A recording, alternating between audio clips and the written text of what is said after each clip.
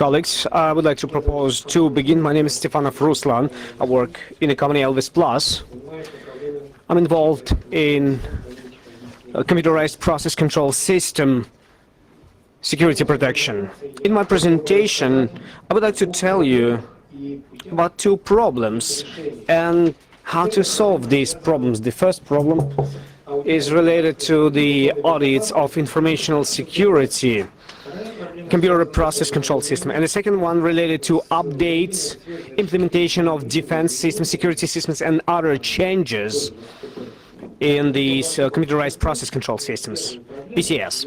And I would like to emphasize the first problem related to audit, because audit is a first step on the way of protecting PCS, and it will influence the whole process of providing the informational security of the PCS, process control system.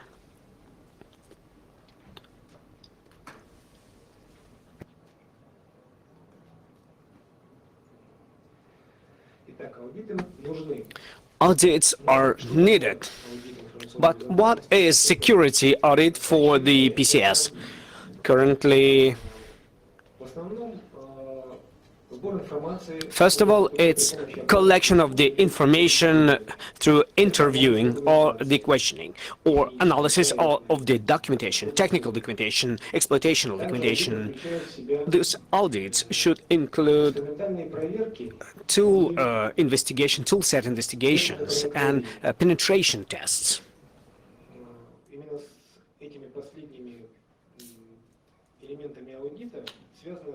And these final steps of the audit are the most difficult one, especially when the audit is being done. The audit allows us to define the current level of security of the object that is being protected.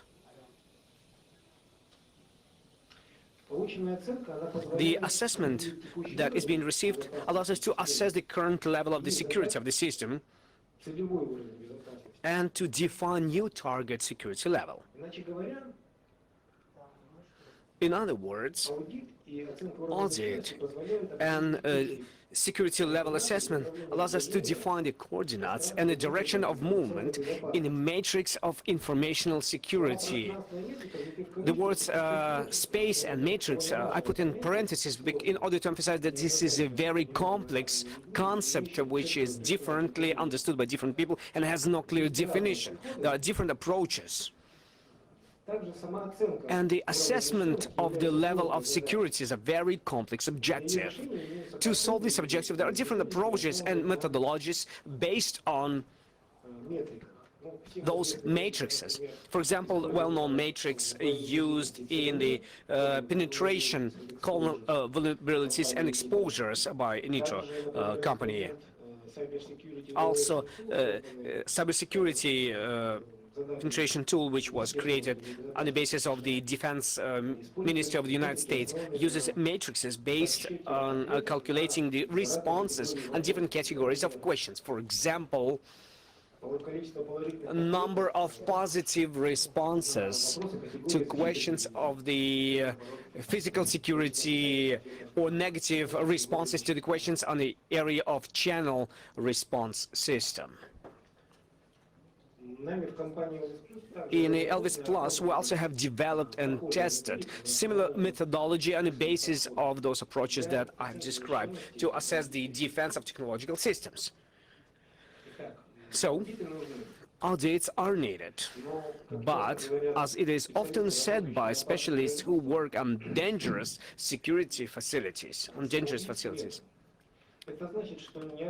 there are no suicides. So not responsible person will never permit to do the penetration tests in the object that he is responsible for. He will never permit to do that.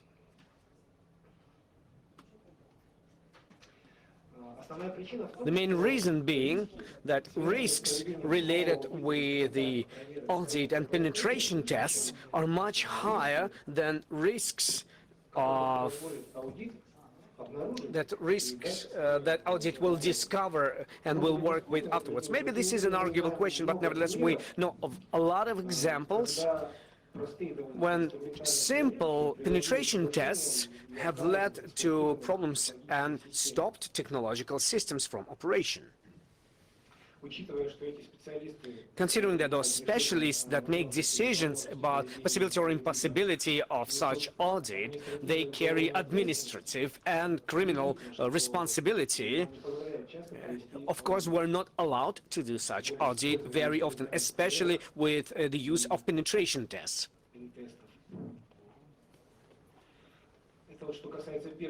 This is related to the first problem.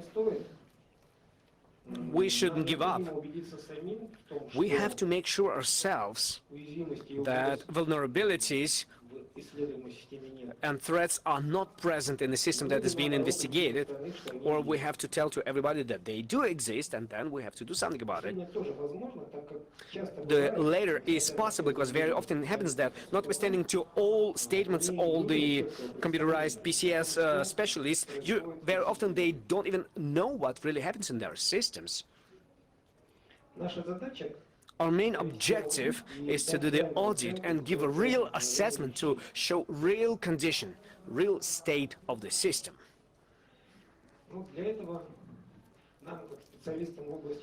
And we as IT specialists, we have to become specialists in the area of PCS, process control system. Second problem I've been mentioning is the compatibility and update problem related with introduction of new solutions, security solutions, and some changes in those technological control systems. On one side, implementation of means of security, that these are necessary measures to provide security. Without them, it is very difficult to perceive the modern IT security. But on the other side,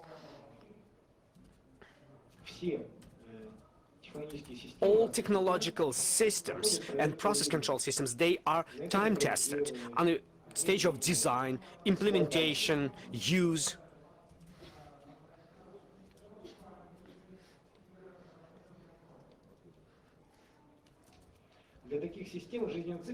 The life cycle of such systems consists dozens of years, and any incident that could happen there should not go without attention. Of course, all the measures should be taken in order to exclude repetition of these incidents in the future. And this leads to very high indicators of sustainability and reliability of those systems. And any change that might happen, which is necessary to be done, of course, brings certain concerns. You need to have iron defense that will defend that. If you will apply any updates or amendments or changes to the system, it will really positively influence the system. So, how can we solve this problem?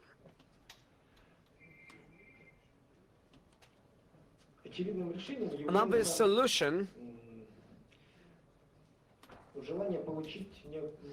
is a desire to receive a necessary proof of vulnerabilities or reliability of the solution or a system, viability of a system, not on an existing system, but in a copy that was created in the lab conditions and which models the real system.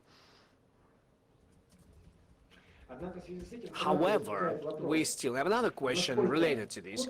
How much the copy will be close, or how much it will be identical to the original? Well, it is really important because the answer to this question will depend on those results that we'll get in a process of penetration tests and other investigations of the given system. Also, I would like to show you several examples of such copies. The first example is the well-known example, the National SCADA test bed created on the basis of Idaho National Lab in the United States. It was located in the desert in the east of Idaho State. It has a very big story, big history. This particular location, it was established in 1949 for other objectives not related with IT security. However, currently it is used, and they have a special stand for the automated PCS to model different situations in this PCS. And the main idea of creating this stand is a full-scale testing of PCS in real conditions. Another example is a so-called sandbox, ICS sandbox, created with the help of the Canadian Agency on Natural Science and Applied Research. The main objective is to model attacks from real world and the critical infrastructure and to train people on how to properly act in a framework of these attacks. Also testing of the software, patches and different versions of the software. And by the way, the cost, the National SCADA test bed costs about hundreds of millions of dollars to create this location. This one costs a little bit less, but you can judge by the number of devices which are used there.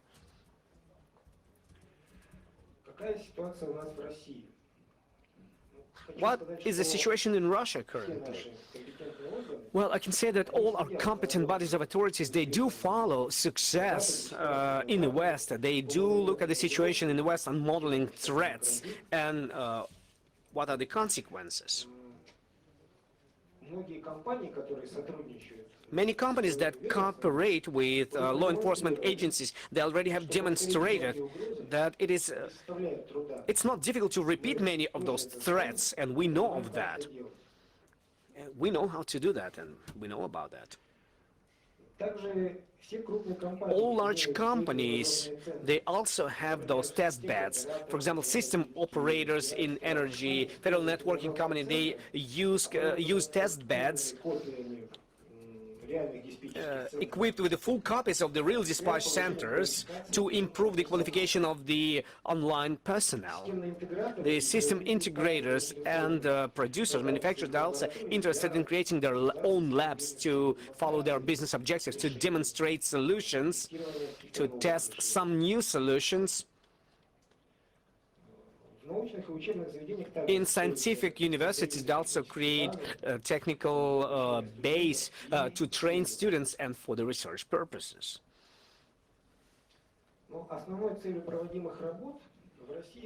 But the main objective of these works in Russia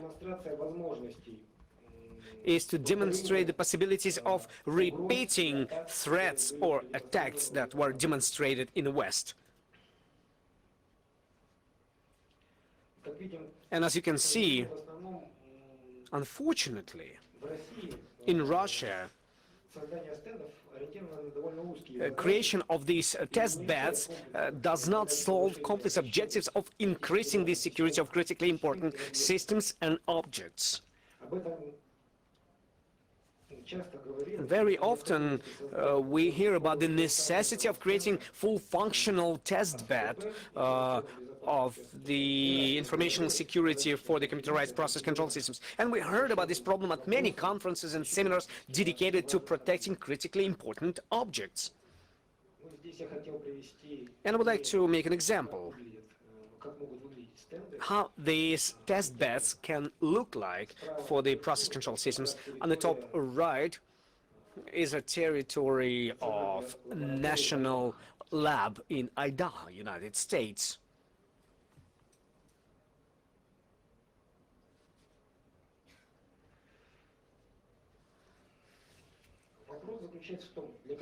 And the main question is, what is the main purpose to create such test beds for the process control systems?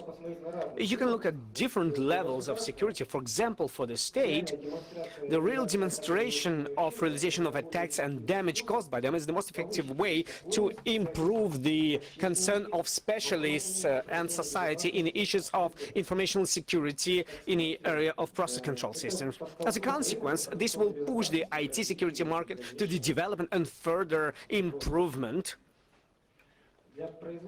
For the manufacturers of different solutions, results of testing, they could be used for competitive fight. This is like as an extra advantage that their solution have secured execution or have some additional security functions. For the companies that use process control systems and their activities, vulnerabilities that were discovered and threats that were discovered, they allow them to justify the measures of security and to increase the general level of security of systems that are being used. The additional reason is to train the online personnel to act properly in the conditions of informational threats and attacks and in other similar situations.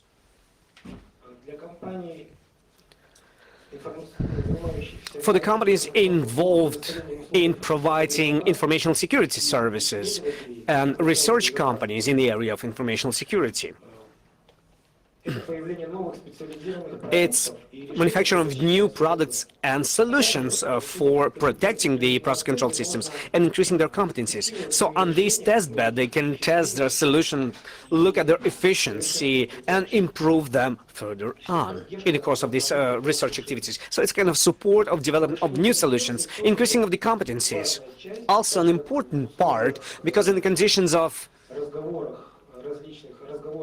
when we hear about different cyber wars, it gives to the state trained cyber squads and cyber warriors, if I can call them so.